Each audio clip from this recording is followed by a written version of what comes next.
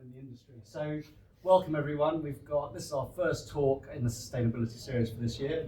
We ran this talks last year for the first time.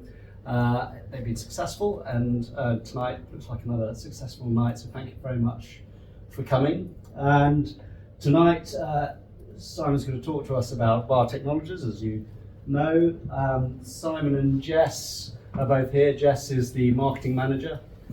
Simon is the CTO. Simon's background, a little bit of your background, naval architect, graduated from Southampton University. That's right.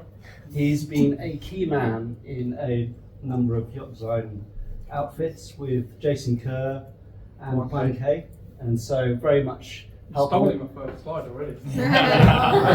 so I shouldn't say too much more. So yeah, but helping those guys really establish their businesses, then obviously move very quickly into biotechnologies or racing with the Ben Ainsley racing team, 2017 America's Cup, so you're very much part of that. And that evolved into a commercial operation as biotechnologies, where you're now CTO, and you're going to tell us all about. So that's what we're up to. Yeah. This.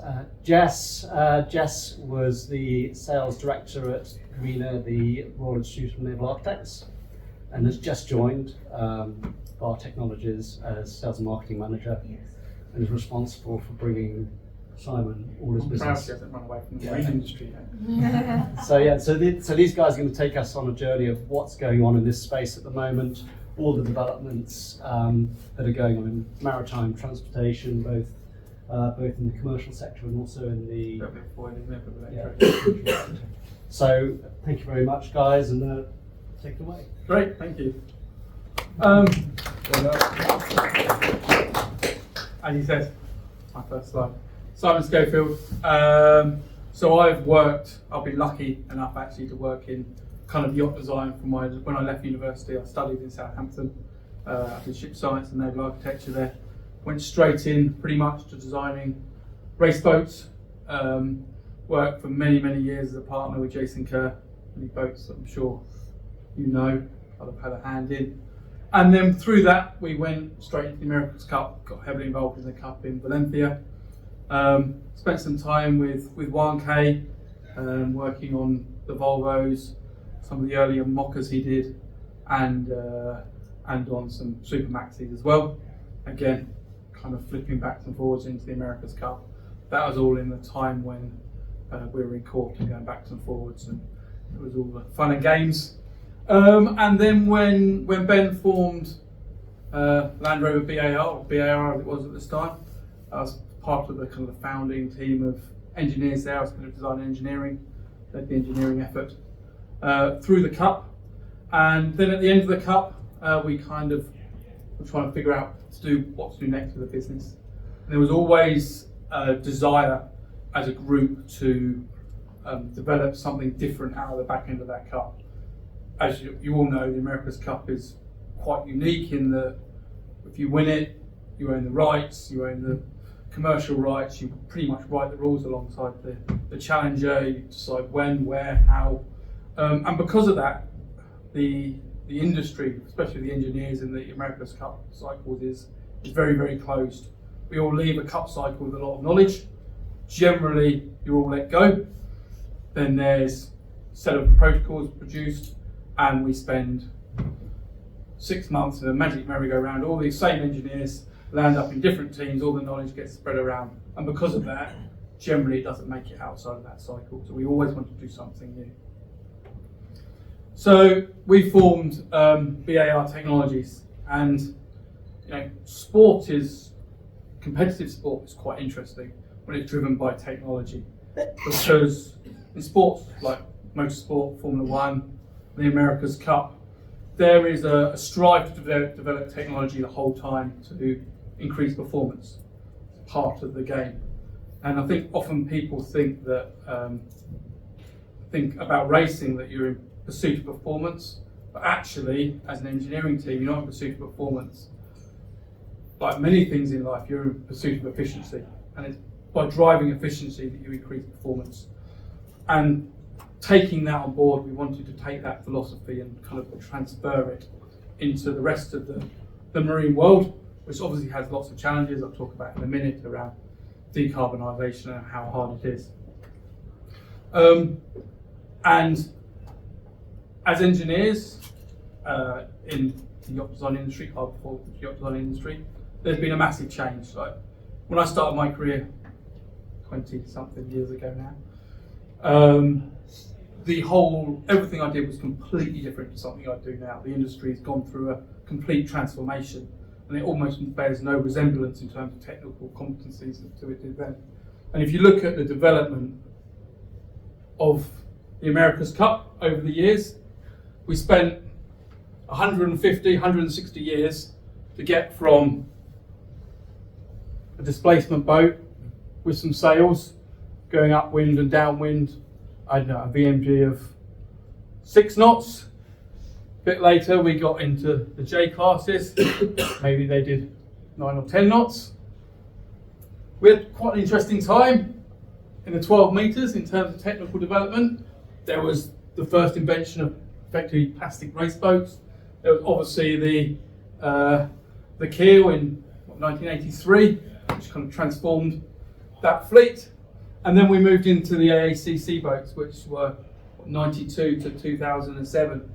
But really, in that time, outside of the first cycle where there was a lot of deviation in the shape of the boats, very quickly they honed in on pretty much this design, and it was about very, very small refinements, like marginal gains to develop. So that was 150, 160 years worth of America's Cup history. I guess there was a little blip in the middle with the New Zealand and the catamaran, but pretty much 150, 160 years. Then we had 10 years, 15 years, and it's been a massive change. Obviously, it all started with the BMW boat, which I was involved in. And I mean, this thing was probably, at the time, as extreme as you could get in terms of technology development. We had helium-filled carbon fibre bags inside it to make it lighter and all sorts of stuff. And as an engineer, it suddenly became super exciting. Then we went foiling. 2013, foiling was kind of an accident. The rules were written to discourage foiling. All the teams had built non-foiling boats, other than the New Zealanders, that suddenly turned up with a foiling boat. So there was a massive scramble within all the other teams to, right, how do we make our boat designed to not fly? But as engineers, that's super exciting. You're thinking, you're developing, you're pushing the boundaries. And then obviously we moved to 2017, which was the cup thing we were based out of, and then on to where we are today, which they don't resemble boats as a naval architect would call them. They're much more akin to an aircraft when it comes to the tools you're using to design them, the control systems, the optimization processes. But, there's been some, as you can see in the last 10, 15 years, some massive leaps in technology. If the shipping industry is going to fulfill what it needs to do between now and 2050, the technology changes are going to be not the same. Obviously, we're not going to be foiling container ships around the world, but the changes in technology are going to have to be that big, if not bigger, and that's kind of what BAR was set up to do. And we're involved in all sorts of projects. Top left is actually one of the early projects we did. It's the only project we've done which kind of isn't related to decarbonisation and sustainability. But it was such an interesting challenge, and it paid the bills when we were starting out and helped pay for developing of tools. It was a project that we couldn't kind of turn down. As engineers, it was about as big a challenge as I think you can do. So that top left vessel is a vessel for inserting good people into bad places, effectively. It takes 8 people. It does 50 knots on the surface, does 150 miles at 50 knots. It can be dropped out of the back of a Hercules, it can be flown under a helicopter. When it gets to wherever it's going to go, 3-minute transition, can dive to up to 30 metres underwater, completely wet, so the guys inside are wearing diving kit, can do 25 miles there and back at 8 knots, resurface and do 150 miles out. So we designed this, we built this. This is in our facility. Wet inside, yeah. The only sustainable thing about it is it's hybrid. It works on diesel on the surface and battery underwater, so that's a nod to sustainability.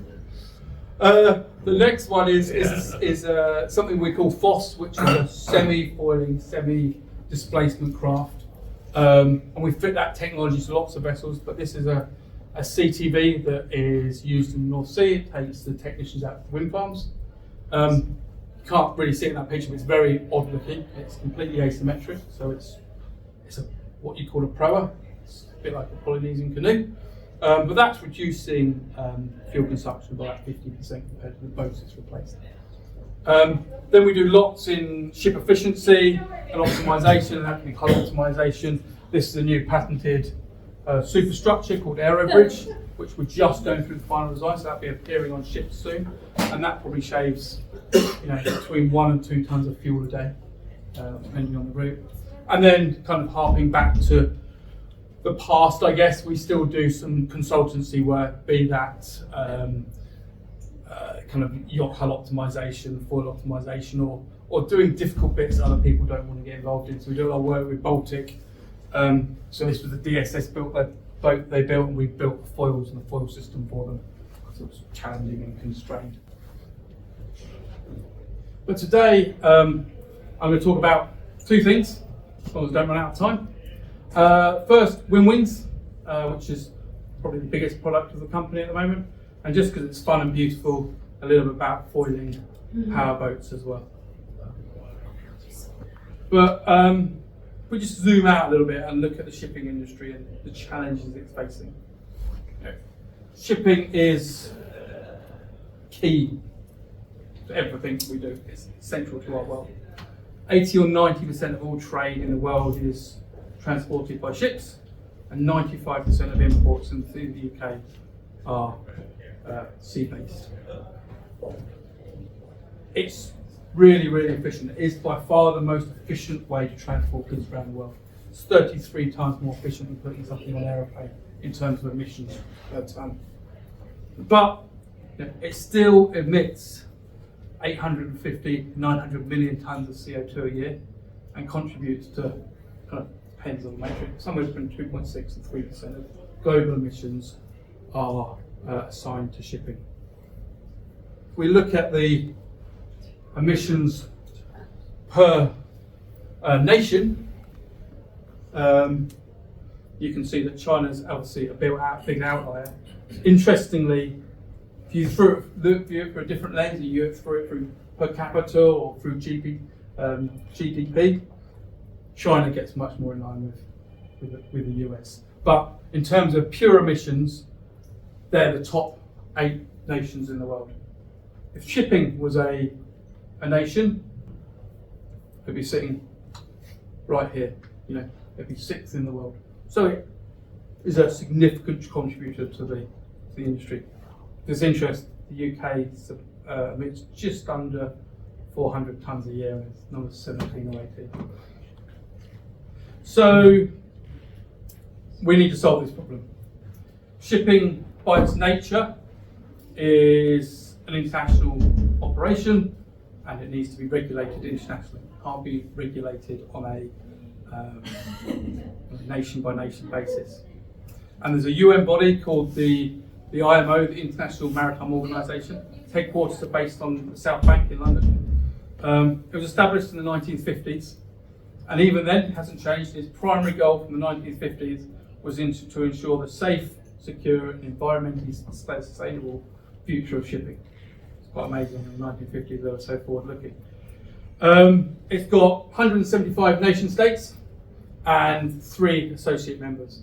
Now, the associate members are Hong Kong, Macau, and one other, I can't remember, so effectively nations as well. Primarily, all those nations are shipping nations, so nations with sea borders.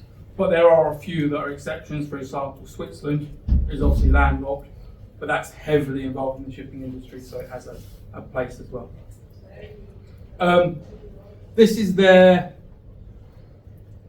decarbonisation roadmap. There's lots of stuff on there that I wouldn't worry too much about, about how they are going to effectively tax, but we're not allowed to call it tax, but incentivise shipping owners to decarbonise.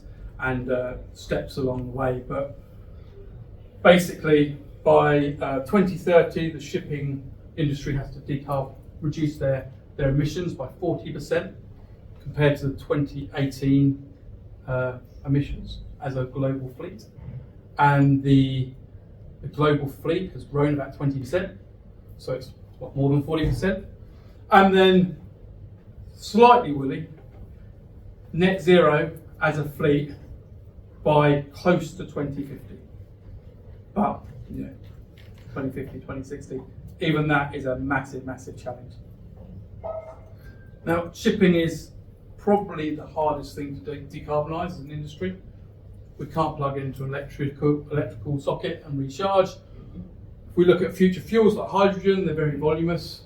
That's taking away from cargo space. Take away from cargo space, you need more ships, and you're back to square one. So very, very hard to decarbonise. But of course, we go back to the pre-1820s, 1810, it was completely emission free because we were sailing around the world. And there's a little bit of a back to the future moment going on in the industry at the moment, which hopefully we're the centre of. Now, I'm not saying we're going back fully sailing again. But I'm going to start with a small video because I think it gives you an idea of the scale of the wind propulsion devices that are now being fitted to ships. We were lucky enough to be nominated for the Earth Shuttle, so from there. What do you feel playing?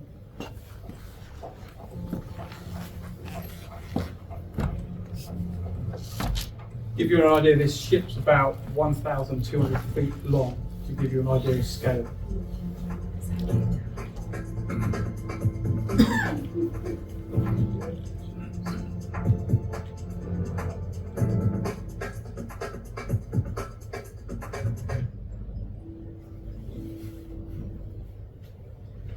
So they are something we've been developing since the Cup.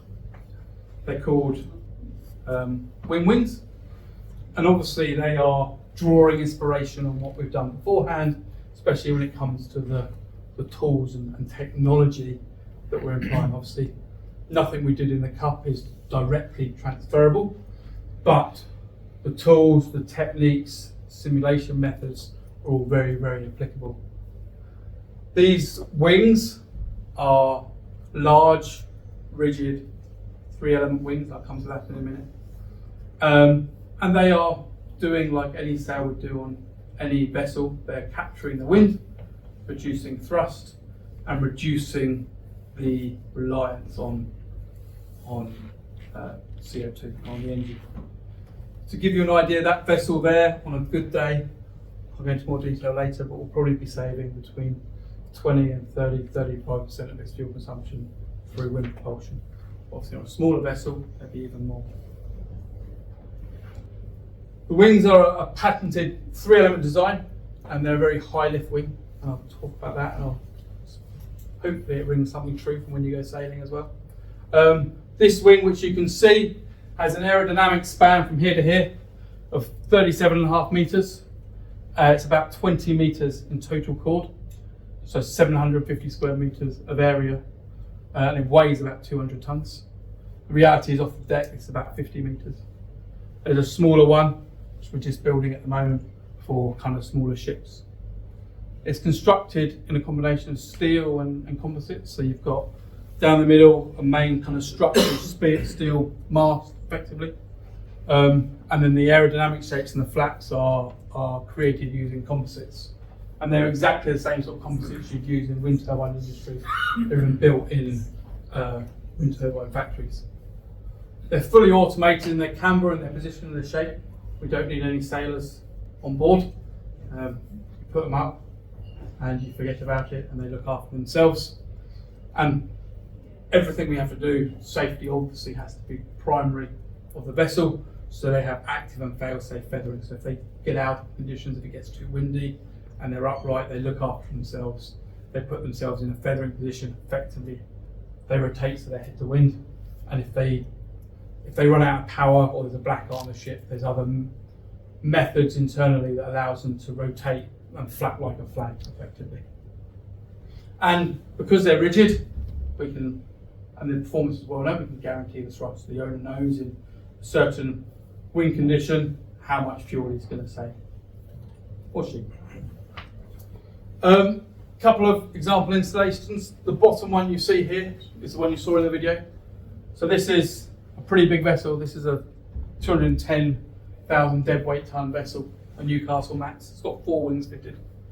And that vessel literally tramps backwards and forwards between South America and China. It's moving an iron ore mountain, literally, from South America to China. That's all it does. The other vessel is something called a Kamsarmax. And they're slightly smaller, and they're kind of the workhorse of the sea.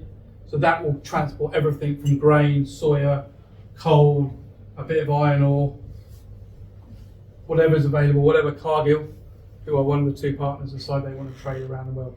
Cargill is kind of pretty unknown, but it's the biggest privately owned company in America, big agricultural company, and they run kind of 600 ships transporting stuff around the world at any one point. That belongs to Mitsubishi, and they've kind of got a joint venture. And that's obviously only got 2 wings.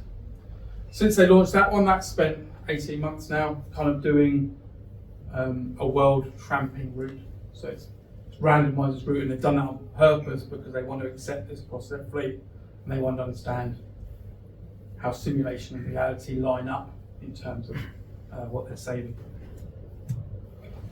So why do these wings work? What's special about them? First of all, I talked about the 3 elements.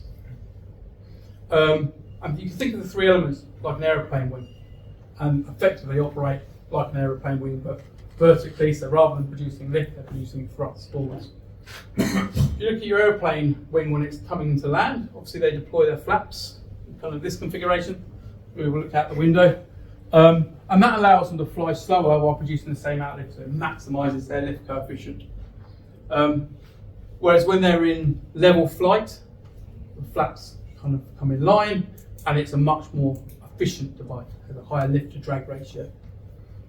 To give you an idea, if you have the same wing with the same area, and you have a single element versus a 3 element with the same area, I know these aren't drawn with the same area, but this will produce 2.5 times more thrust.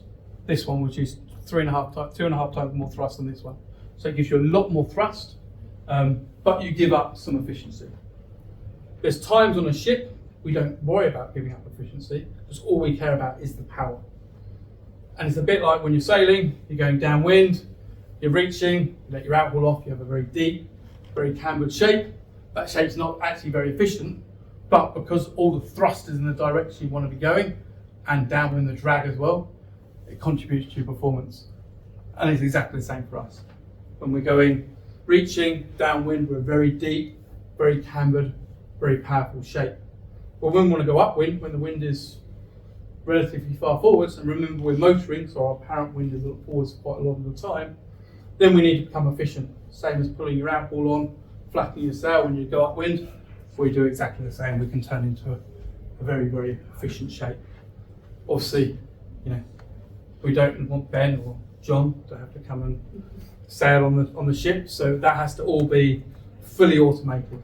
So there's various sensors on the ship. There's weather routing, so it understands what it's trying to do, next weather front it's trying to get to, and that whole process is entirely automated. The final thing that's important in terms of performance is realising performance in the real world. It's very easy for us to sit there in a wind tunnel using CFD, do some testing, and say this is a great optimum product. But the problem is the real world doesn't really reflect what we have in the ideal world. First of all, we can't have something that's really sensitive. We can't be trimming the whole time. Every time we have to trim, we have to start up a big hydraulic unit. We're moving tens and tens of tons around, and that takes energy. So if you're having to move and trim all the time to keep the trim optimal, you'd be expending as much energy as you were creating effectively. So we have to strike a balance. We also operate in a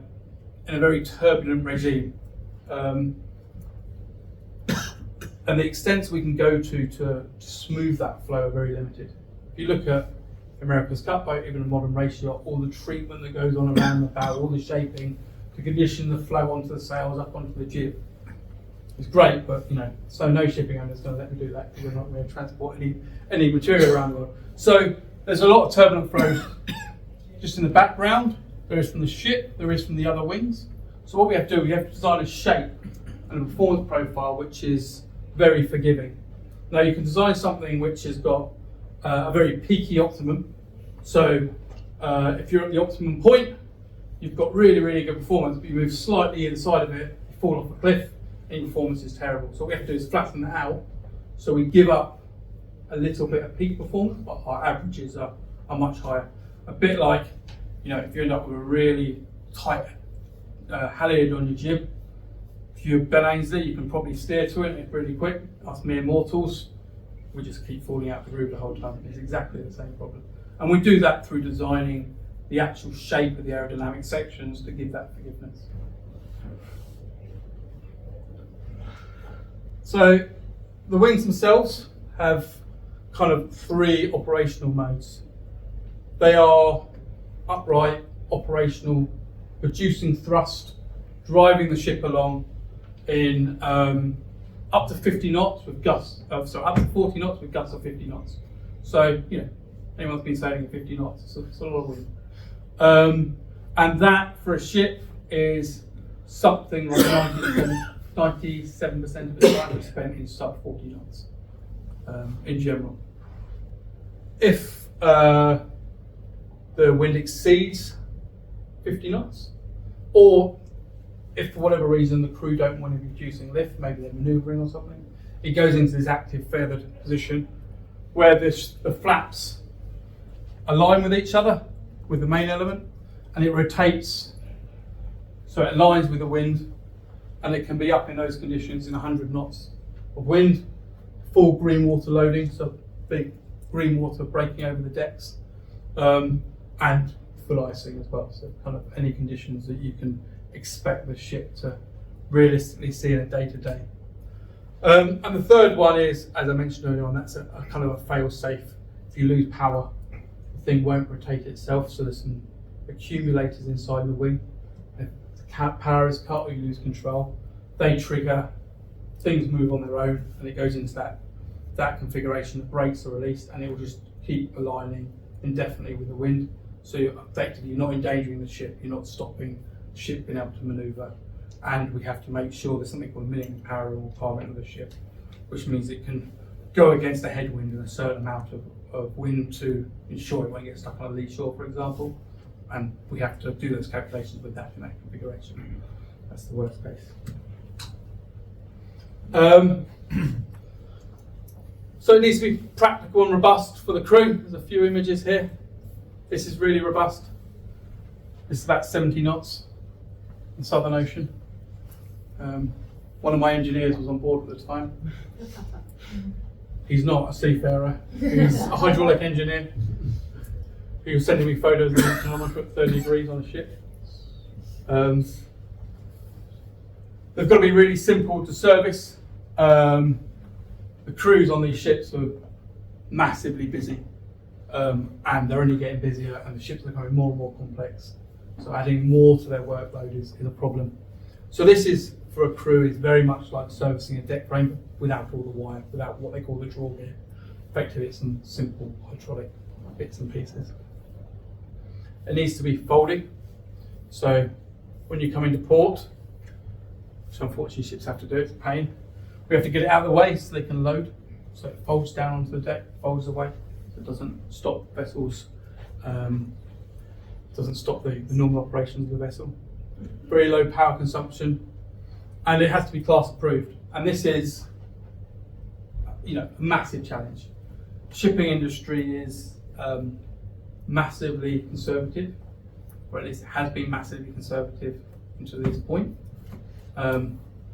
There's financial incentives that are now encouraging them to be less conservative, shall we say. But, convincing someone that's been running a ship the same way for 20 years, and before that he was a captain on a ship for 20 years, that you should go and put sails on it is really, really challenging. And we rely on class. So class is the likes of DMV, Lloyd's, the people that certify ships are safe, to convince these people, these conservative people, that that they are safe. But the problem is class is learning just like we are. It's all new to everyone. Class are writing the rules as we're developing them, and unfortunately we're generally one step ahead of them. But these wings are now approved to all the major class societies, but it's been a massive challenge. Probably the biggest challenge we've had in the last 3 years has been classification, not designing them. That was hard enough, but actually getting them accepted by the authorities, even though they're incentivised and they want to decarbonise the industry. Rightly so, safety is always paramount to them. And how do you determine what the load cases are on this in this condition? It's not been done before, so really challenging. And they've got to last a long time. They've got to last 25 years, the life of a ship. And some of these will go on a ship that's 10 years old and get moved on to another ship. So the life, the fatigue calculations, looking at through life service is a massive part of them. So that's the challenges. This is the good bit, the important bit. So how much fuel are we actually going to save? Now, it's obviously not an easy question to answer, but it's massively dependent on the wind conditions. If you're on a windy route, great, fit the wings. If you're on a route with no wind, probably no point fitting wings. But when we look at the savings, and these are all per wing, per day, you get an idea here. So this is 1.7 tonnes of fuel per wing per day for various routes. When we look at the average of a vessel trading around the world, something that does a bit of everything, you're saving about 1.5 tonnes of fuel per wing per day. And to give you an idea of context on that Max, that's the trial vessel. Normally that'd be fitted with 3 wings. That'd be saving between 20 and 30% fuel consumption. In good conditions, it's not massively good. Remember, we're up in 40, 50 knots. But at 20 knots at 110, or sort of 100 to 130 degrees, you're saving 6 tonnes a day. So you've got 3 or 4 wings on the ship, you're saving 24 tonnes of fuel per day. And different ship owners are operating in different ways. Some are converting that into fuel saving and decarbonisation. Others at the moment are converting that into additional speed. Either they do more trips with their ship a year, if they need one less ship, they get paid more, and there's other challenges. We had a very interesting phone call from the master of the smaller vessel that you saw in that image. And he was coming through the Bay of Biscay and he rang me and said, your routing software won't tell me how quick the ship will go if I put the wings up and go full throttle in 40 knots of wind. And I was like, well, kind of wasn't something I envisaged you wanting to do. And he said, well, I've just come through one storm, there's 2 more behind me, and I want to get to Poland before it catches me up. So it's exactly what he did.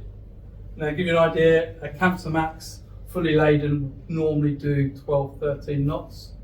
He was doing 17.5 knots up the English Channel, sending me photos of the wave plot behind him, going, I'm staying in front of it. So it's amazing how they get used in different ways. A little bit of in-service data, because we can all talk about theoreticals, but what really matters is what you see in reality. That matters, what matters to the ships. And this is an example of what we call an up-down test. So in the green segments, the wings are upright and operational. When the wings are folded, they're red. So we've got a direct back-to-back comparison. You'll see here, this will be over several hours because you've got to wait for the vessel to accelerate and decelerate. But you can see here, no, it's not, unfortunately it's there. the wind speed is kind of 20, 25 knots, and it's sitting at about 115 true. So it's pretty good conditions. The conditions we were seeing in that 6 tonnes a day scenario.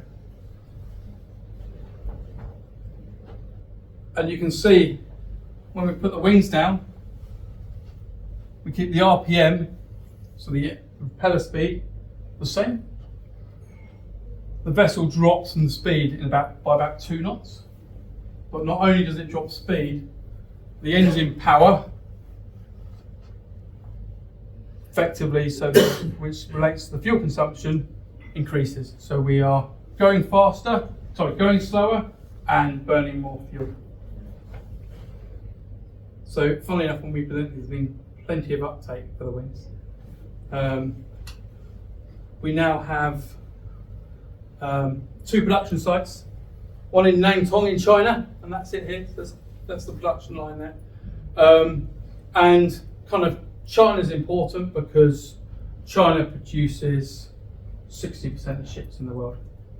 About 40% are produced in this Shanghai area of China, and there's a lot of dry docking there as well. So if you're retrofitting one of these, you're probably coming into the area. They weigh 200 tons. They are best part of 50 meters long. Shipping around the world is pretty difficult. Obviously, we produce them there. You can't see it, but the river, oh, you can see it. The river's here. So we produce them here, straight on a barge, ship them to the shipping yard, and they can be fitted. But we've got a facility just coming online in northern Spain as well. One to give us some coverage in Europe, but also for that kind of North Atlantic trade. We've got vessels that won't want to divert for a dry dock in China, and generally they will go to Turkey or somewhere like that for a dry dock. And actually from the Great Lakes as well. There's a lot of shipping in the Great Lakes that this technology would be great for. So we got the capacity between those 2 facilities, when the other one's running, to build about 250 wings a year.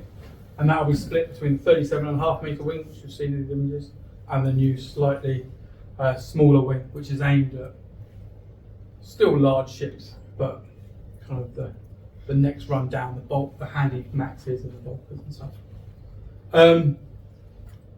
Building the wings in some ways is the easy bit. Convincing the shipyards to fit them, convincing class it's a good idea, and doing all the structural modifications, all the safety calculations for the ship is a huge part of it. Shipping owners don't want to have to bother with it. Shipyards don't want to do it because they're so busy anyway.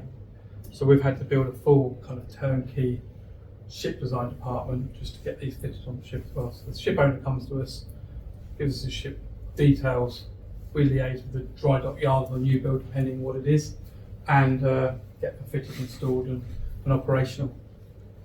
We've got about 20 plus vessels in manufacture at the moment, primarily new builds, a few retrofits, and they'll have, depending on the ship, between 2 and 6 wings a year, 2 and 6 wings a vessel, and they're split between kind of LR2 and MR2s, which are oil and chemical tankers, and then the bulk carriers like you saw in the pictures. And yeah, let's talk about that. Right, that's Can you retrofit any vessel? pretty much. It depends a little bit on deck space and kind of underlying structure and other things going on, but if you've got a big enough gas axe, you can fit it on and everything. So both those vessels you saw were dry fitted. How long in dry dock do you need to fit? So the aim is, depends on the vessel, but the aim is to do it within the dry dock period. So generally, vessels dry dock at 5 and 10 years for a special survey, every 5 years maybe for a special survey, and they take about 2 weeks. So we try and do it within that 2 week period on a retrofit. So effectively, the foundations and the blocks and stuff have to all be prefabricated. When the ship comes in, they cut them out, weld it in, drop the wings on. I mean, fitting the wings takes less than a day. They come prefabricated, the dropping in, and it's 2 very big pins that you push in and connect the hydraulic rams that raise and lower them. So as long as the pre-work's been done, it's done in that 2 week dry dock window, which is important because the shipping owners, rightly so, are completely driven by the ROS, the return on investment on these wings. Obviously, as the incentives of decarbonisation go up, it makes our life easier because effectively their fuel is costing more, but time out of dry dock is time off charter, which is expensive to them. So not impacting time they're being dry dock anyway is super, super important. So you could a dry dock vessel in 2 weeks. You could put 4 wings on. Yeah. And structurally fit it for the hull. Yeah. So what happens is the structure is prefabricated. What first thing happens? You go and visit the ship in a port somewhere, and you scan the hull, so you know exactly what you've got. You get the drawings, but they don't match reality. So you scan the hull, you do the structural engineering, structural design of the hull modification, but you don't design it in such a way that you're reinforcing bits. You design a whole new block, which is probably 100 tons worth of steel. You come along with your gas axe, effectively. You cut out a bit of deck and the structure underneath it. You drop this in, and they weld it back into place. Wow. I mean, they're very, very good. They chop barrels off ships and put them on regularly all the time. I mean, they're very good at doing that. So these are big structures, but That's insane. how long does it take to get through the payback on the embedded not carbon very- in the structure? Have you looked at Yes, the payback on the carbon is it depends where you build it, but it's sub 5 years. Or it depends where you build it, and obviously in Spain, the carbon footprint is way lower than doing it in China. Oh, sorry, my question's a bit similar, which is kind of I'm not the most techie, sciencey person, but thinking about sort of circular economy of it. And you mentioned that the life cycle of these, or the age of these, is 25. What thought has gone into what happens afterwards, and how you maybe repurpose the steel or different components? Yeah, I mean, of it? it's 25 years. There's nothing saying we can't extend the life of them after 25 years, and I think that's definitely going to be a possibility. The steel is easy, right? Steel is recyclable. The elephant in the room is the composite parts, and to be honest, we haven't solved that. We don't know what we're going to do, but there's a big wind turbine industry that hopefully solves it before we get there in 25 years' time. So I'm kind of reliant on them to figure it out. Yeah, I just wonder if it was a future problem, but Yeah, it is. But if we waited for the problem to be solved, then we probably wouldn't be where we are. Yeah. What sort of challenges do you face with regards to stability and class, especially with the retrofitting on vessels? Yeah, I mean, in terms of the vessels, we're talking about bulk carriers, tankers, even chemical tankers. They are, they've got so much stability margin that it's not a challenge. I mean, we have to redo the stability book, but it barely moves the needle because they're so stable. When we're looking at things like ro-ros or car transporters, it's much, much more challenging. Which is one of the reasons we did the smaller wing for those, because they're much, much lighter. But on these big vessels, And can they be jettisoned in an emergency situation? No. No. I think if you try to jettison it, you do more damage than good. On a car carrier, how could you actually just redesign the shape of the hull to make the wings and then have more efficient wings? Yeah, I mean, If on you did, what's the car efficiency? carriers is a project ongoing at the moment, Oceanbird project, where they're designing effectively a free sailing car carrier. There's a lot you can do with all the hull shapes. Ships, ships are not great at dealing with leeway, right? They don't have a keel, and the phenomenon that sets up when you get lots of leeway, which they don't get a lot, they get 2-3 degrees of leeway, is that effectively they get massive lee helm because massive weather helm, because the centre of effort, so quite a weird phenomenon, it's called the monk moment movement, shoots off the front of the ship. So the centre of where the ship's rotating around ends up being 400 or 500 metres in front of the ship, which is why you'll see the wings are generally pushed as far forward on the vessel as possible, and that's to do with helm balance. And the Virgin 5 boat used to have exactly the same problem because they were bluff. So if you wound too much trim tab on the old boats, they used to get massive, massive lee helm.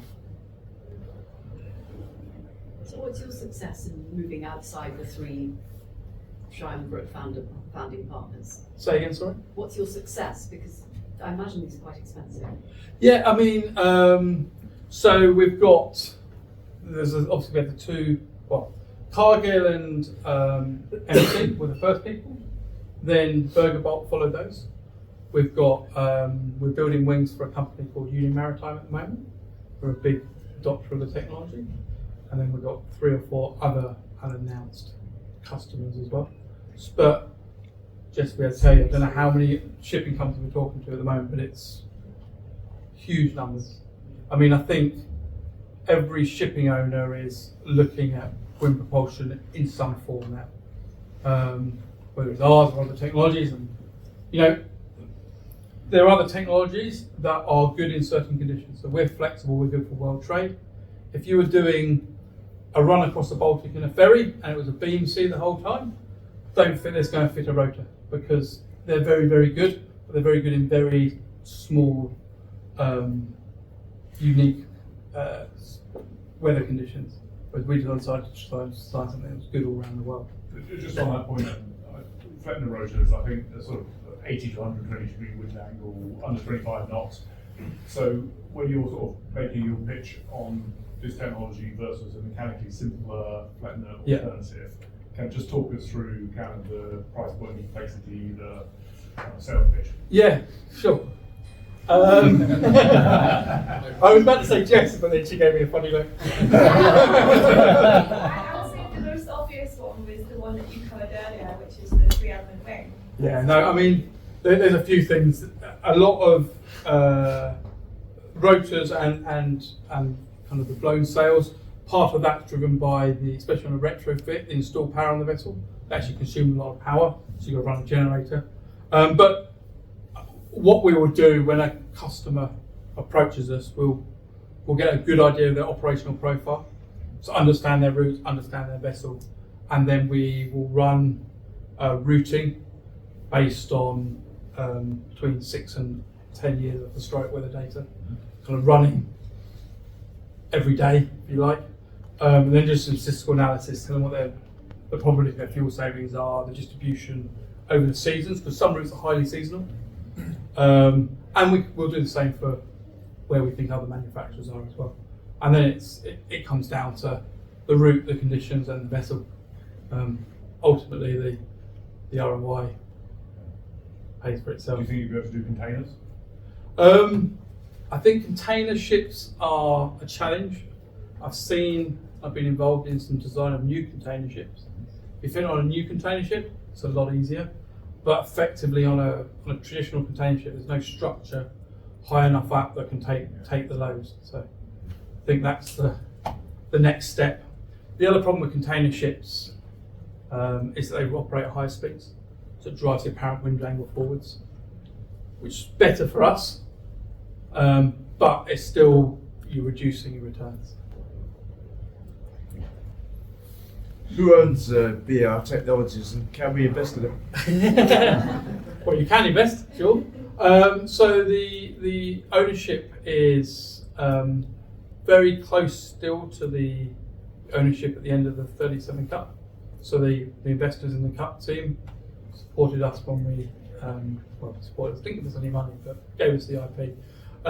When we came out of the Cup cycle, we've had a couple of new investors. So both Berger Bulk, so the owner of one of the vessels, and UML, they're both invested as trade partners now as well. So it's nice to be kind of slowly swapping out the sailing enthusiasts that invested in America's Cup team. Was probably the only investors to ever make a return out of America's Cup team, I think, to partners that are trade related and are in the industry.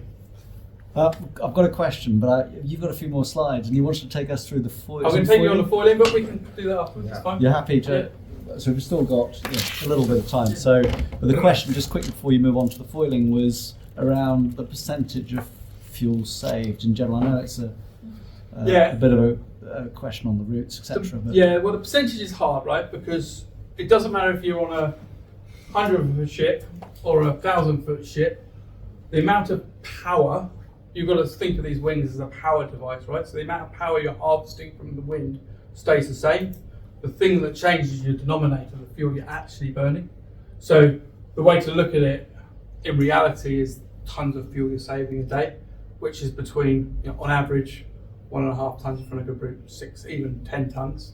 But I say I would say as a guide, on a medium-sized vessel with 3 wings, you're saving 20, 30, 35%. Wow. So it's getting you it's not getting you all the way, it's getting you towards the 2040 targets.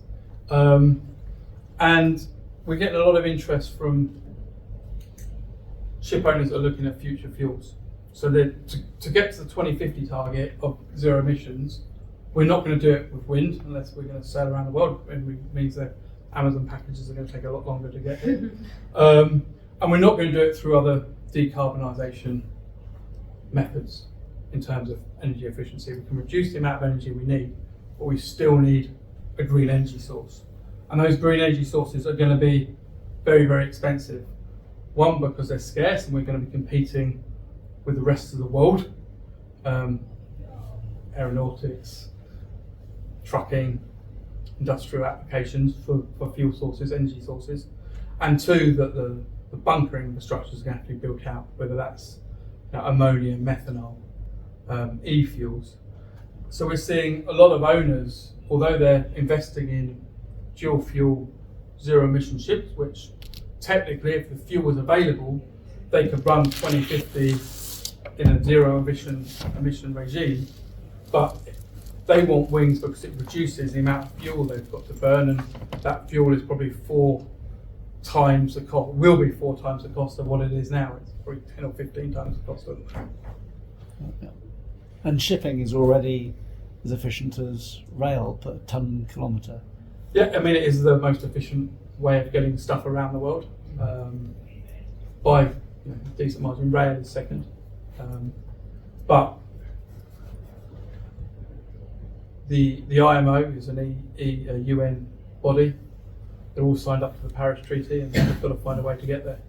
And there was, if you went back 2-3 years ago, there was a lot of people in the shipping industry going, it's all right, they're not going to stop shipping, please ignore it, it'll go away.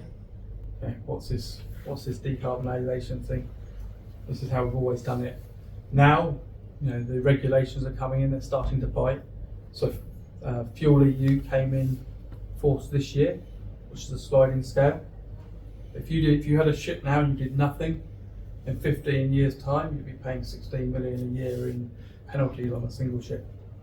So, financially, they're putting the penalties in place to make it happen. Are those worldwide? So there are worldwide regulations. They're a little bit toothless at the moment. Fuel EU is for ships trading in and out of the EU, and there's 50%. Effectively, you trade in and out, you pay 50% of the tariff. If you trade within the EU, it's 100%. But there is a push in the IMO to adopt something very similar. There's the next EMPC, which is the committee meeting in April. End of last year, they agreed in principle that they were going to implement effectively a carbon tax on fuel of lights in principle, and is expected to get it signed off in April. And we don't know when it will come into line, but I was at the CII conference last week, and all the noise was positive, if you like decarbonisation, shall we say. So, fingers crossed for the industry and for the world that it gets implemented. You mentioned that when you retrofit, there's sort of 100 tons of steel extra structures that need to be put in. Does it affect capacity in any of the ships?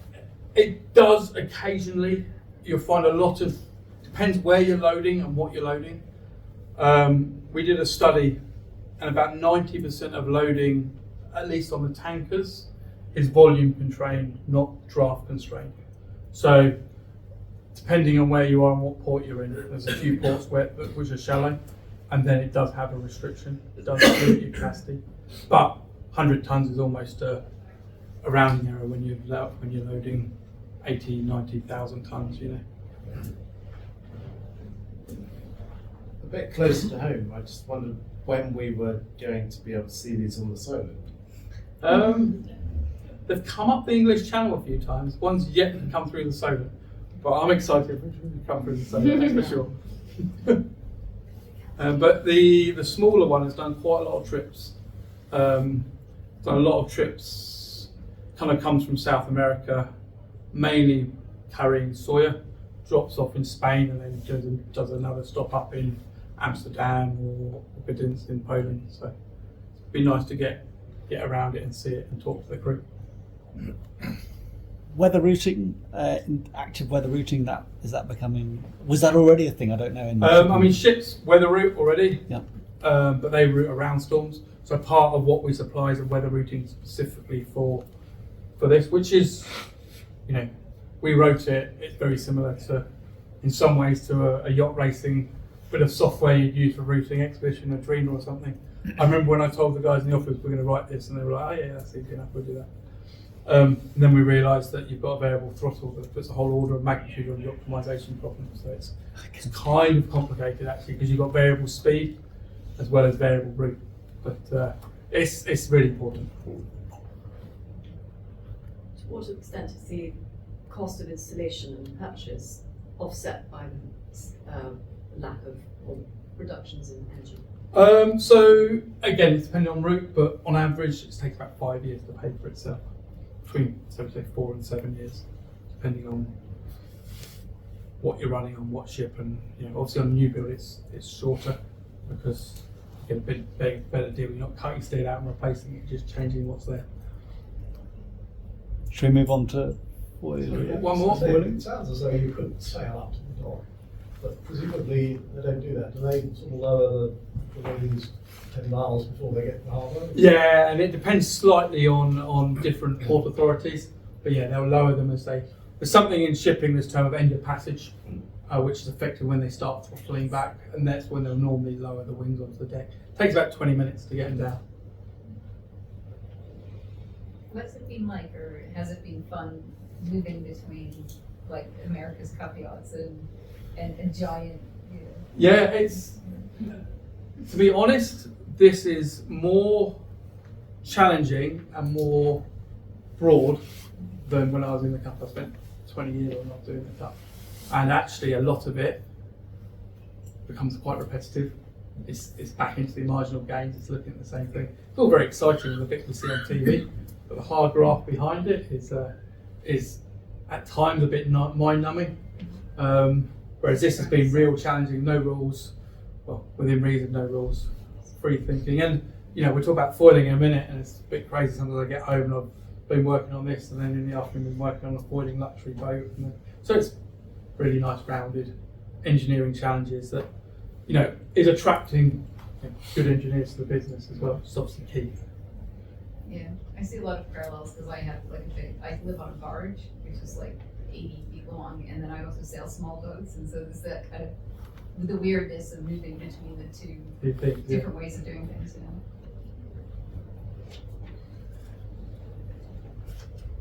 Right, so we get into the more glamorous part of the world and foiling powerboats.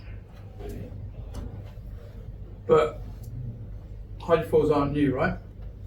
They've been around a long time. I think the first patent found related to foiling, it's a bit funnily worded, but I'm pretty sure it's related to foiling, was in the 1870s.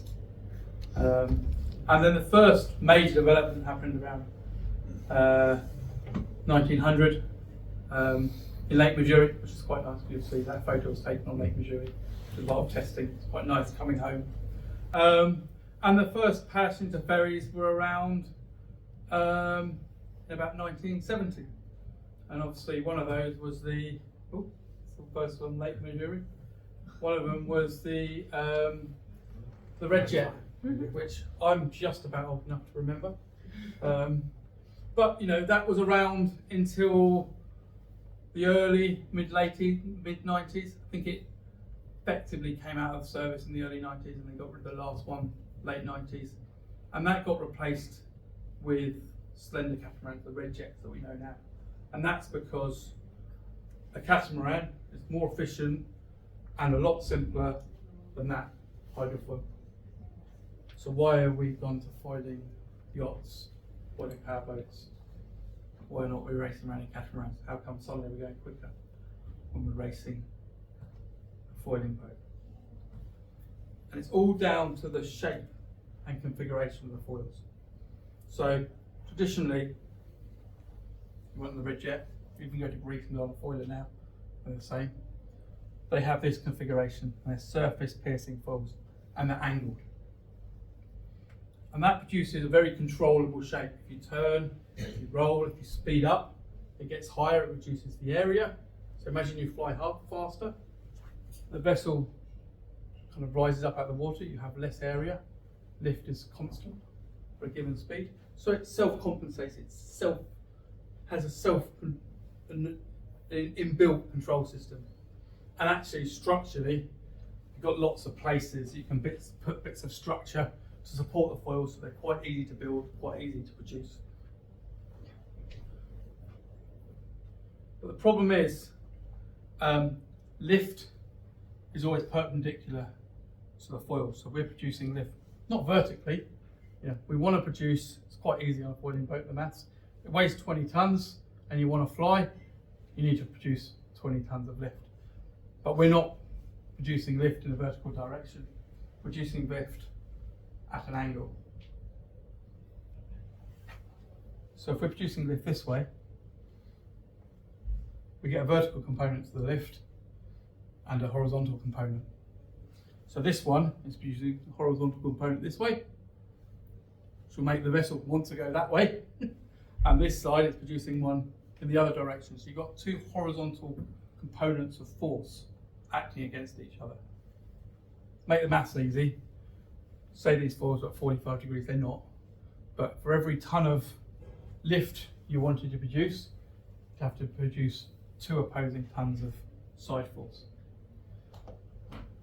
The lift to drag ratio of foil is somewhere between, a good foil, somewhere between 12 and 16 to 1. So every time you produce that side force, you're producing a drag as well, which is obviously decreasing your efficiency. And that's why these foils on the part as a whole have a lift to drag ratio of somewhere around 20 to 1, which is about the same as the same catamaran. Hence, the likes of the Redshift and stuff superseding them. Now, a modern hydrofoil doesn't have that problem. It's only producing vertical lift.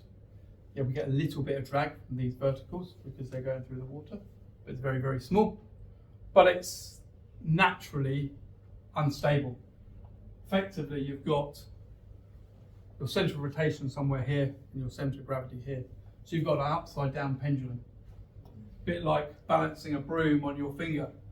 It's possible, but it's definitely not easy. And that's exactly the challenge. But with the invention of better control systems, we're calculating our responses to fly these boats. There's no way you can fly this by hand. Calculating the response to this at 100 hertz, 100 times a second. We're calculating the responses and movements of the flaps to keep the vessel in stable flight. And you need the simulation tools in the background to actually figure out what the control system looks like. And that tool is very, very similar to a kind of Formula 1 tool, but I'll come to that later.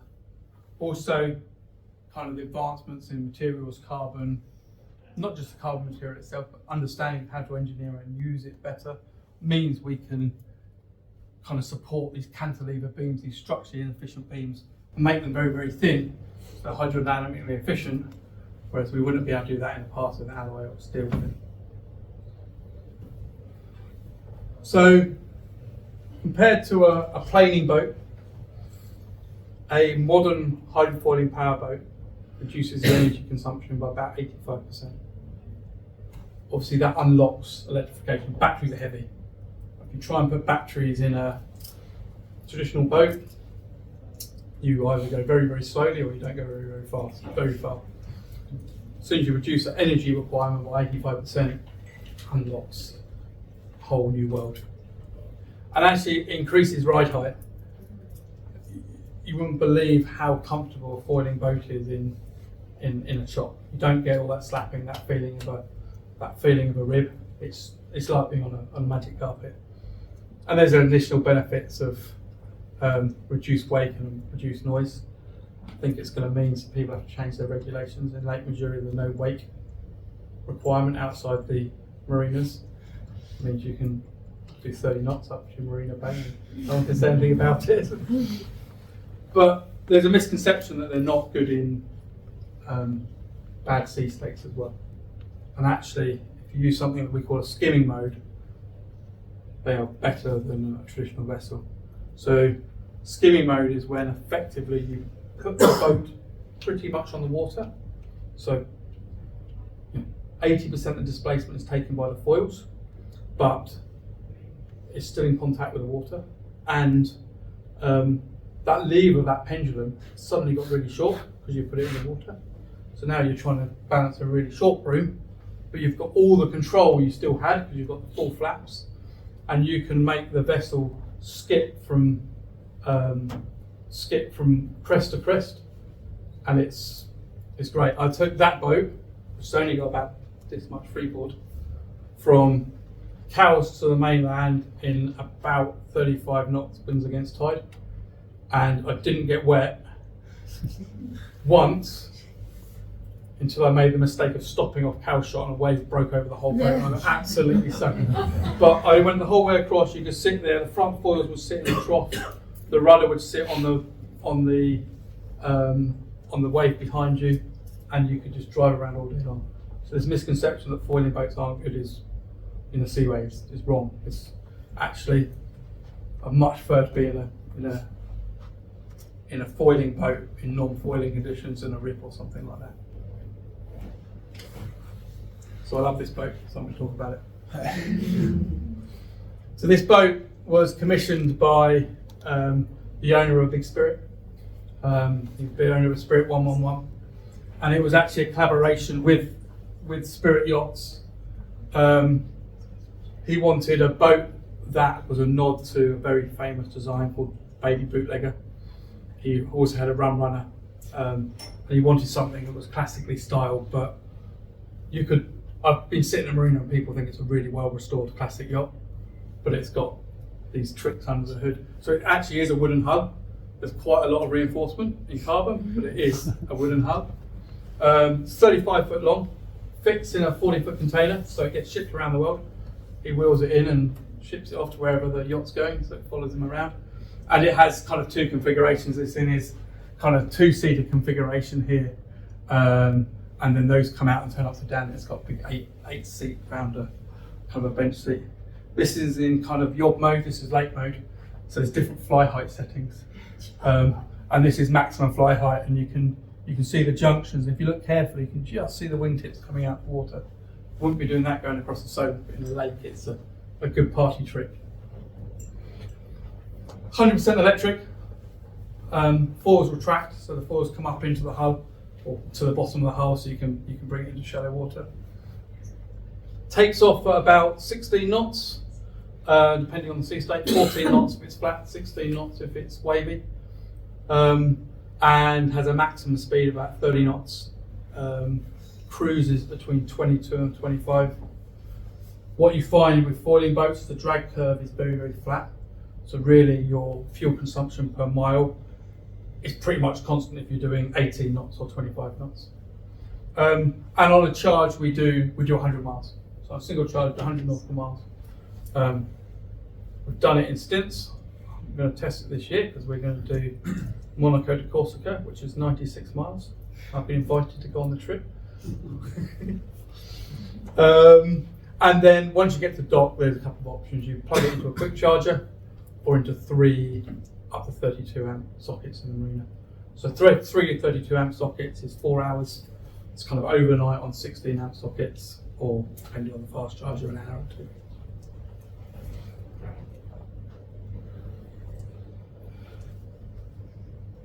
And I can't explain how easy it is to drive. You think it's scary to drive, but actually it's not. In terms of a driver, you've got a steering wheel and you've got a throttle. The only other control you've got is your fly height selector, which decides if you want to take off or not, if you want to be in that skimming mode or not, and if you want to be in default or yobbing around the lake. And that's the only other control you have. So you put the throttle down and you accelerate and the boat lifts up when it's happy to lift up. you turn, it banks into the turns.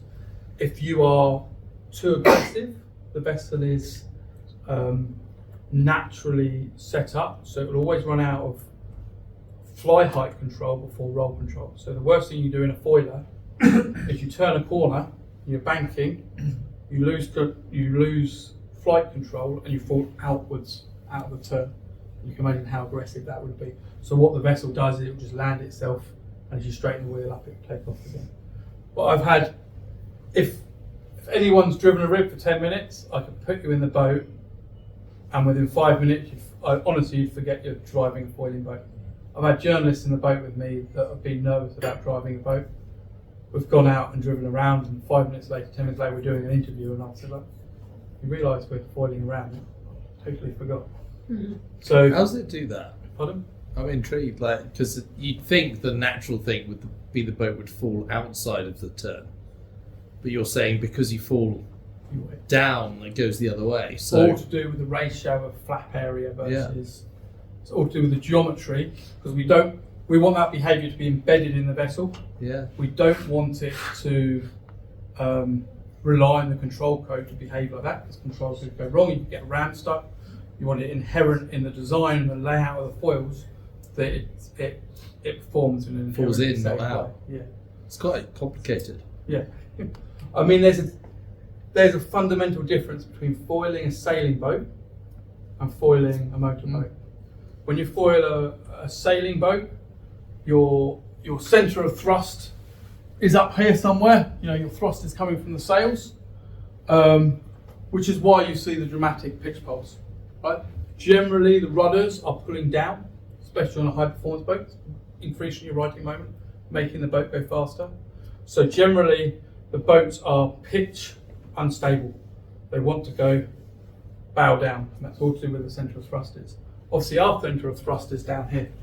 And our layout is such that split of weight on the two foils is you'll never, I've tried hard, I've not managed it, you'll never go bow down. It will always fail stern down, because the centre of gravity is over here somewhere.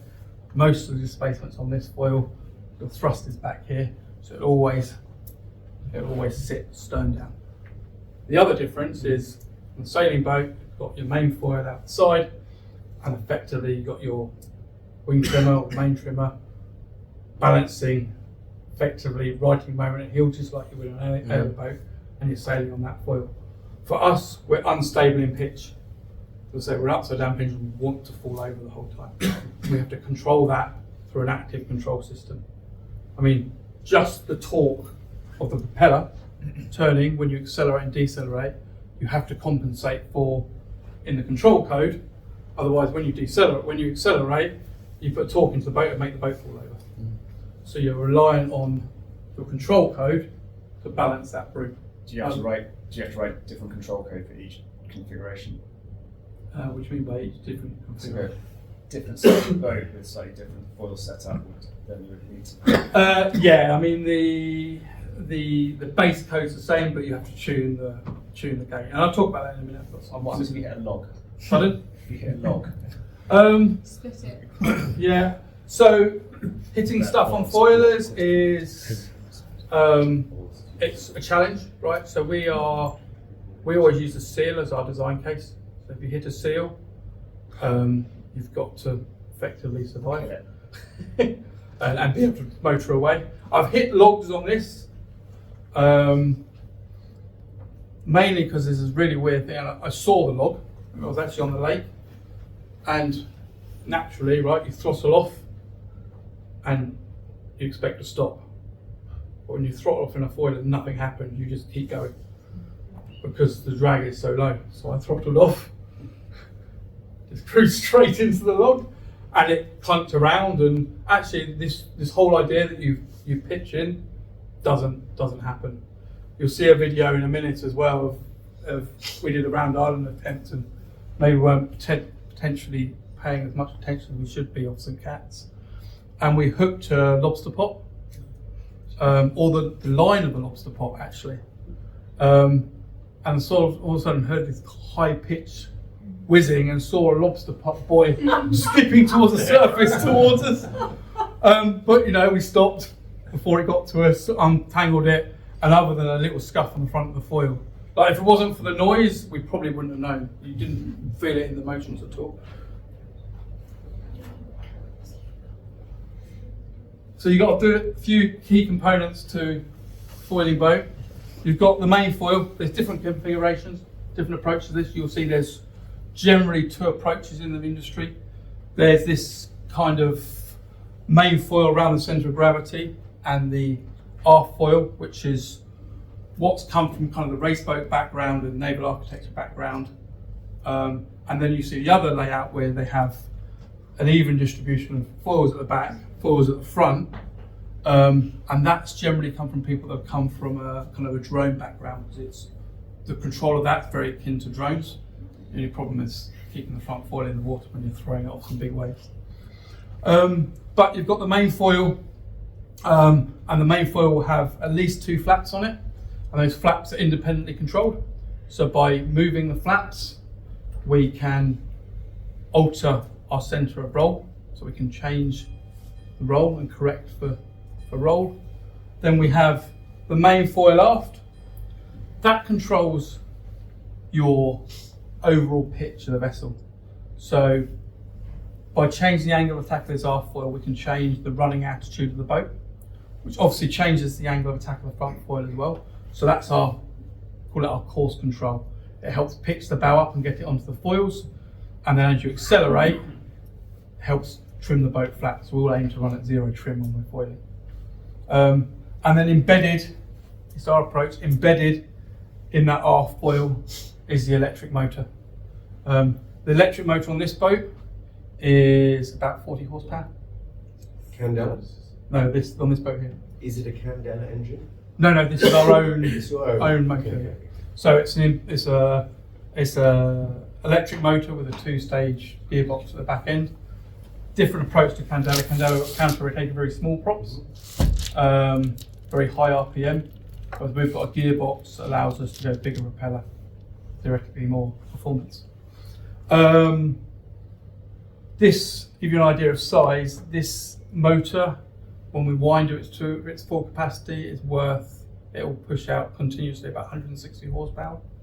It is 150 mil in diameter and weighs 22 kilos. So compare that to your 150 horsepower outboard. And then we've got the flight control, and that is a number of things. It's a bunch of sensors, so some IMUs, understand the accelerations, combination of radar and ultrasonic flight sensors, understand how high the vessel is flying, and also very high precision pressure sensors. And those pressure sensors are precision enough they can understand the pressure changes as the vessel goes up and down. We get all that data, mash it all together effectively, and produce something that we call a state model that effectively is the key to flying a boat, which is understanding where the boat is in its world and where it's going. And once we've got that, then we can figure out how we need to adjust the other foils to keep the thing on its feet. And then the final area is the HV system. There's no HV system available in the marine industry that is super lightweight yet. So we build our own from automotive technology, although it's coming. And HV stands for? High voltage. So this is an 800 volt system. These are the same cells that you get in a Porsche Taycan. So we've literally taken those and said the automotive industry is investing all the money in developing technology. You know, for the marine industry, we don't need to reinvent it, we just need to repackage it. You see all these on the front, and these are what's called MSDs, and safety disconnect. So there's a cover that sits over that whole battery, and to get that battery out, you've got to take all those disconnects out, which means you drop all the cells to 32 volts, which means if an owner shouldn't be rooting around in there, but if he wants to, he's hopefully not going to do himself too much of a disservice. It also allows us to ship it in a container on standard battery transportation. It's not classed as dangerous goods, whereas if it was 800 volts, it would. How's the little engine motor not overheat? It's passively cooled. So Water. it's Well, in no, the I sea. get the water bit, but assuming Sorry, Jay. you have to assume water sorts it out. That's the question, I guess. Yeah. So we did the simulations, recording simulations to ensure that it. Because that is a small space. Yeah. So the motor's straight. The heat sink is built onto the outside of the How the hot case. does it get? Pardon? How hot does it get? That gets to about 60 degrees, so not super hot. And that's the gearbox. I think the motor gets to like 45 or 50. To give you a bit more of an idea. This is another vessel, so we've moved from kind of doing our own vessels, which we're still doing those special, unique one-off boats, but now doing packages. What is the AMG of the marine world? So where it's not public yet, but there'll be production powerboats coming into the world shortly. That means that you can tick the box and you'll get an electric foiling boat where we're supplying hardware. Providing Artemis? No. They do their own? They do their own. They do their own. Okay, Yeah. so this is an alternative. Yeah, but they're definitely aimed at the commercial market, whereas we're Mhm. playing in a slightly. So this is a slightly different configuration, same challenge. Twin engines this time on the front. So this is a much quicker vessel. It's a 50-knot vessel. And then you've got water inlets. So we've got to get on all the vessels. We have to get some water into the boat. This is a hybrid vessel, so it has the ability to do about 50 miles with a diesel range extender. The batteries, the inverter, even on the other boat, all need cooling. So we have to pump water up the foils as well. So there's 2 water inlets on the front. This obviously allows us to run the primary engine as well. The flaps are generally driven from the top down by a push rod. If we try and put hydraulic rams at the bottom, it just makes it bigger. And we're all about trying to keep this as thin as possible. To give you an idea, that junction is about 15 millimeters thick. So it's very, very thin. And then the back foil is actually very, very simple. It's a bit like an outboard. It's driven actually with outboard control rods, and then there's a ram that moves the whole cassette backwards and forwards. And whereas these need to move at very, very high speed, quicker response speed we can get from these flaps, the better. That can move relatively slowly. That's only when you're accelerating and decelerating. Do you have any stress points with your ailerons, your flaps? Say again? Your flap control. Yeah. What sort of technology are you using? Are you using traditional flap design from aviation? The ailerons? Or Pretty much, yeah. Pretty much. Yeah.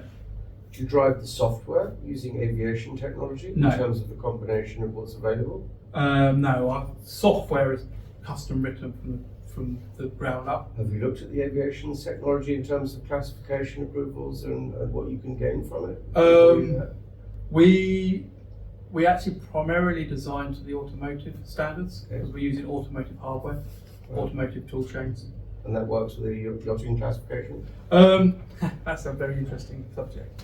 So the RCD rules that any leisure boat has to be class 2 or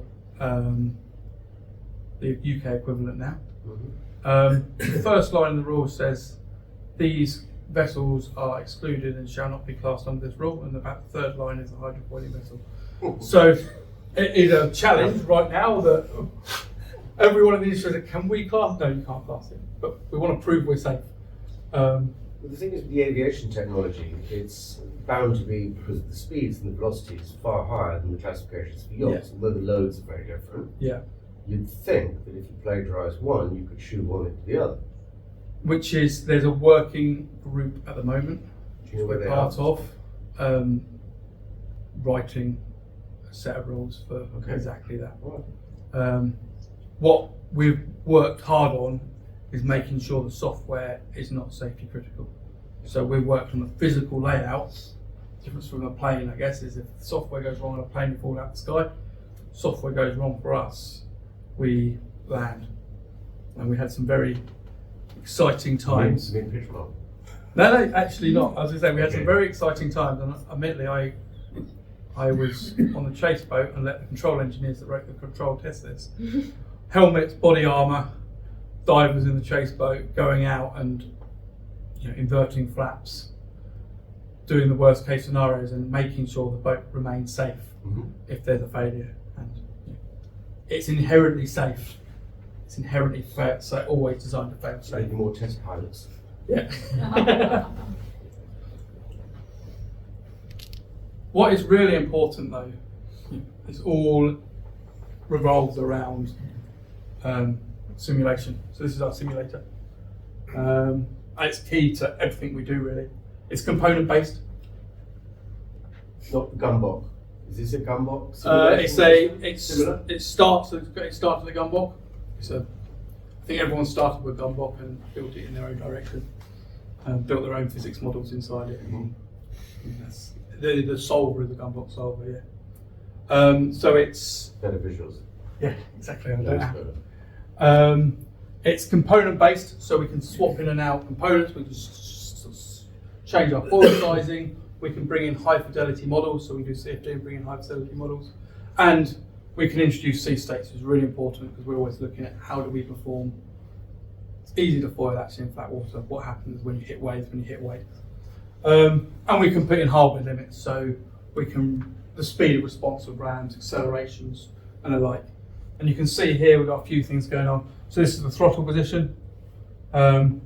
This is our bow height ride sensor. So obviously it's going over waves, so it's moving up and down. But these two here are our port and starboard flap positions. So you can see how active, and this is real time, you can see how active those flaps are to keep the vessel level and flying. It's no different to a boat. No. So there you go. Yes. So. And obviously we can put a human in the lip as well, so people can have a go.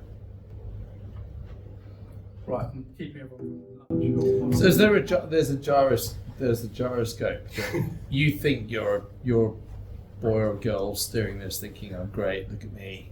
You turn right, but actually something is in between you, saying, "No, just." I mean, you are free to turn wherever you want. It'll take you where you want, but something is in between you and all the stuff going on underneath you. Saying steering's direct. We never want to interrupt steering because if you're going to hit something, you want to be able to get out of his way rather than fall over.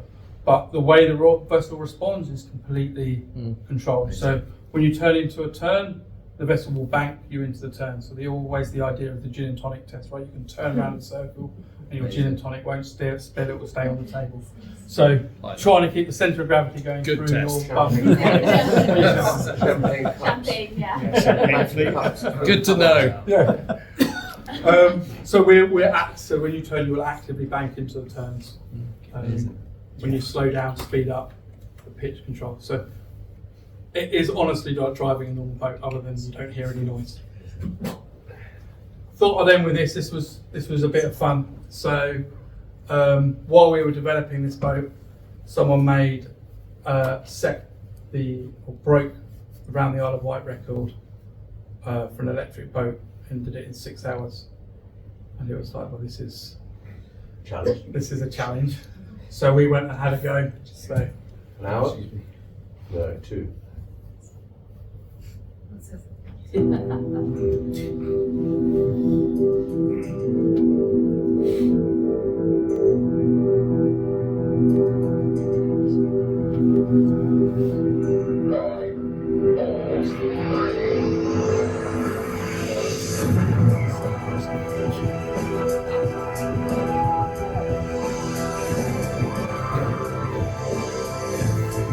That knob is your fly height knob on the other side of the throttle.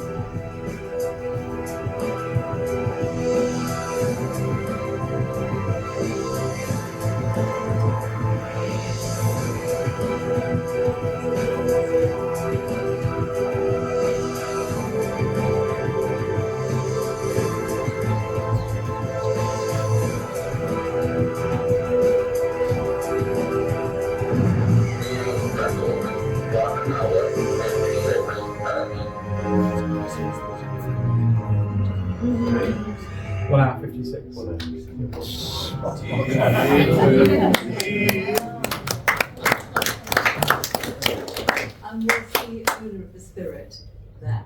He was actually, it was during the British Classics, so he was actually sailing his other boat. So we ended some laps around him afterwards. The takeaway from that is I'm never going to live it down in the office because our control engineer said you can go throttle the whole way. And the boat was quite new and I didn't believe them. And me and Ollie, who were like, it's going to look really stupid if we get to Osborne Bay and have to swim the rest of the way. We got to St. Cat's and we were like, oh, this is easy, and went full throttle the rest of the way. So like, told you. So we could have taken about 15 minutes off that. Yeah. Next time. Next time. Next time. And you know, it was actually, we got to St. Cat's and it was a lot rougher than we expected. And you might see there was no footage much past the Needles, and that was because the rib couldn't keep up with us. All right, we've done lots of questions, but we can take any more. Or we can go and have lunch, dinner. Just a quick question. Of all this technology, which direction would you love the customers to be pushing you in, and for you to now to push the technology further? For me, it's all about reducing the energy requirements, whether that's foiling, hull optimization. I truly believe that there will be methods to solve the energy challenge. There'll be new fuels, there'll be zero emission fuels, but they're going to be limited, and we've got to use less energy in general. If you put a stick and some flappy stuff on there, you can use that to regen the batteries when you've got a bit of wind. Yeah. Are you confident you can protect the patents, and particularly with your factory in China? Yeah, I mean that's our patents are pretty robust. They're pretty obvious with the 3 elements, pretty nailed down. China's always a risk, right? But we are our manufacturing partner in China is a very, very big industrial partner, and we've got a good relationship with them. I do trust them, rightly or wrongly. But that brings you some protection as well, because if you're a big government-driven business in China, another Chinese company is less likely to come and mess with you. Although, I mean, the patent and the enforcement of patent in China is definitely getting better. The uptake and kind of enforcement of patent infringement in China is 100-fold what it was 10 years ago. In both directions as well, actually. Presumably no one's their ship getting impounded because they've got a wing. Well, I mean, that's the hard thing. Shipping, the patent world in shipping is a little different in that you can't impound a ship in a country because it's only there on temporary trade. So you can't, if I've got a patent in the UK and a ship comes to drop its cargo off, I can't say you've infringed my patent. I'm impounding your ship. You can only do it where the technology is built, where the ship's built. So it's harder to enforce patents in the shipping industry than other areas. What's the percentage ratio between grain, oil and gas ships versus container? So what's your sort of market cap, as it were, in terms of the split? How many ships are there? I don't know off the top of my head. Over 1,000? Oh, yeah, 2,000? tens of thousands. Tens of. Yeah, we can't build enough wings. Yeah, no. The commercial opportunity for the wind wings is kind of reasonably obvious, but in terms of the foiling, is that just sort of special projects that you're doing, or is that something? No, I mean we made a decision that we'll keep doing these real special vessels, but we don't want to be seen as a competitor to the production boat builders. So that is, we are actively working with production boat builders so that you can go and buy a foiling electric version of their powerboat. It'll be the same base hull, and we will supply the foiling kit to them. They'll install it, and the first one of those will be probably at Dusseldorf next year. I think there's a company in California doing that on jet skis. There Selling is, the yeah. kits to jet ski companies with all the flight gear and the technology that you need to operate the flight plane. Hope you kill some jet ski. You can fit giant harpoon guns for your vessel as well. Yeah. How much does one of those sell? That Is it for sale? is well, that is definitely not for sale at the moment. That boat's rather special. I mean, I think in the production boats you're looking at probably £400,000 uplift on a luxury powerboat.